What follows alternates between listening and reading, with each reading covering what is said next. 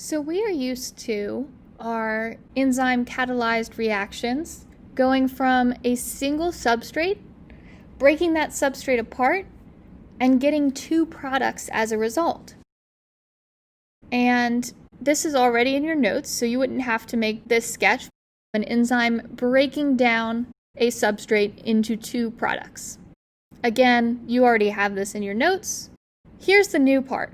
It can also happen that we have two substrates that an enzyme can bring together, arrow meaning enzyme activity occurs, and the result is a single product. And I'm just going to write in that this arrow means that the enzyme is doing its thing. So now let's sketch out how two substrates can become one product after going through an enzyme catalyzed reaction. So for these, I'm going to draw the substrates as kind of like BFF necklace pieces. And I'll show you with an animation how these two are meant to fit together. And that reaction might happen on its own, but it would be really slow. With an enzyme, we can make this happen faster and put those together to form a single product. So I'm going to draw in my enzyme, write in my charges on my substrates, and I'm also going to have two opposite charges on the interior of my substrates. And then I'm going to write the opposite charges on my enzyme. And so what these are going to do is they're going to come right in and they're going to fit. You can represent this by using arrows.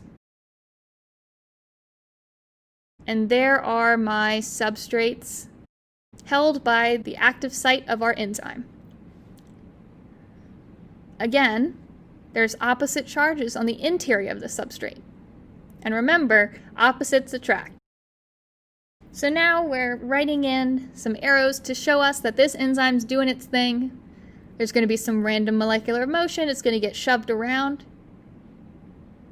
And if it's shoved around enough, it's going to bend the enzyme enough to push those two substrates together, making one product.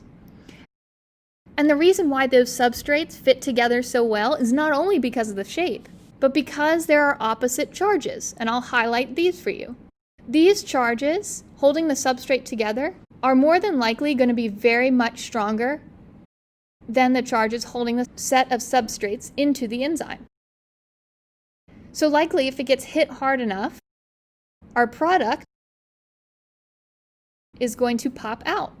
Here, I just give you a wide-angle view of everything put together, contrasting how we go from one substrate to two products with how we go from two substrates to one single product.